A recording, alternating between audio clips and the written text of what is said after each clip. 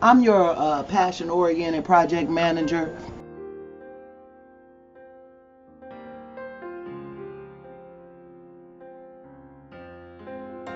I wanted to talk about making a decision.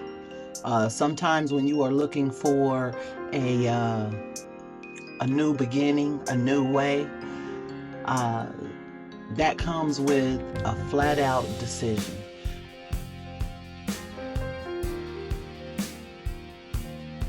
It comes with a flat out decision. A decision to make a plan to get something better. I remember when the first time I realized I had to make that decision, it was crazy. Let me give you the background. So, I was 27 years old.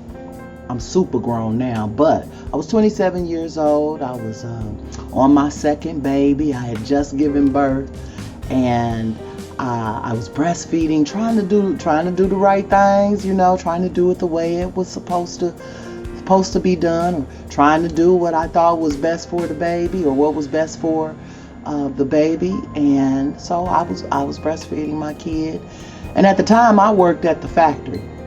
Me and my husband worked at the factory, and we already had our first son, and we had navigated that. But when it came to that second son, and we were at the factory, I had to maternity leave.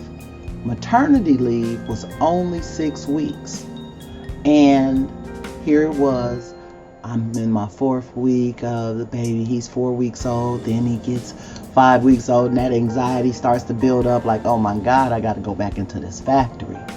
And so I had went ahead and I got myself together. I got a breast pump. I kind of got my head right, and I'm headed back to the factory.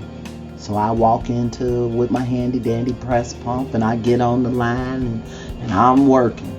And then all of a sudden, engorgement starts, and it's time for me to go pump. No problem. Go up to the bathroom, and while I'm sitting in the bathroom and I'm getting myself situated, and I'm sitting there, and I look on the walls, and it's all kind of obscenities all on the walls, and I'm sitting up here pumping my precious baby's breast milk, but I'm looking at phalluses and all type of stuff on the wall, and it became this issue. It became an immediate issue for me. Like, I don't want to do this. This ain't it. Pumping in a nasty stall? Nah, that ain't it. And so it forced me to make a decision. At that point, I started planning my escape. It was considered, the factory was considered a good job at the time, and I dare not mess that job up. And though everyone around me thought it was a great job and I shouldn't mess it up, at the end of the day, it wasn't working for me. It wasn't working for me and my lifestyle, and I had to make a decision. So I remember I had told my co-workers at the factory, I said, y'all, I'm out of here. I'm getting out of here. And it was an older lady there, and we were friends. And she said, B, you ain't going nowhere. And I said, I determined, like, nah, I bet I'm going. And I'm going to miss everybody. And I'm going to miss everybody. Got me in this dirty stall pumping my precious baby breast milk. No, I got to make a way out. And so I decided to go back to school, and I promise I chose the quickest certificate. I think that thing was like 3 months to finish and get that certificate. I chose the quickest certificate I could find. And at the time, that certificate was called Business Information Systems. All I knew is that it was 3 months. That's it. 3 months. And I'm going to get this paper, and I'm going to get on out of that factory.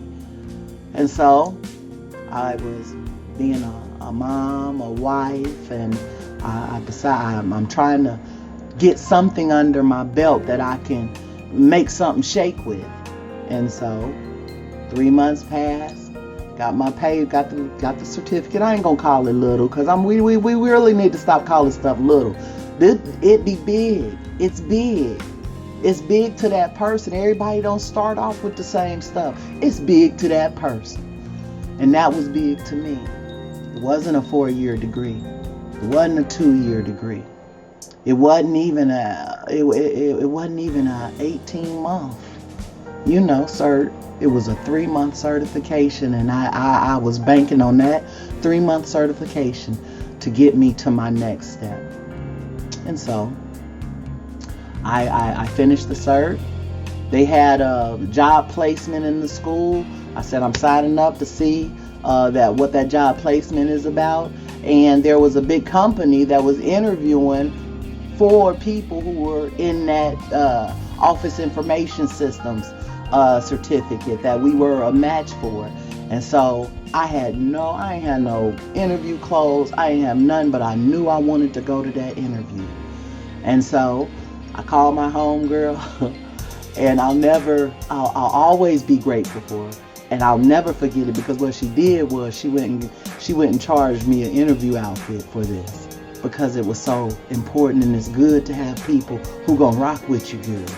But at the end of the day, it was a decision that I had to make. And so I get into the interview with my new interview clothes and my scarf fronting. But I did my best, and the next thing you know, I was hired, and I was out of the factory. And it all starts by just saying to my own self, before I said it to anybody else, you got to make a decision. You got to make a decision that's going to benefit you, that's going to serve you. And it did. And so if you got a decision that you need to make that's going to elevate you in any shape, way, or form, you ain't got to do this. You can just do that. Do that. Yeah. It's for you. It's good. And I am your passion-oriented project manager. I'm here for you. We can talk about it. And I'll continue to hold you in the light.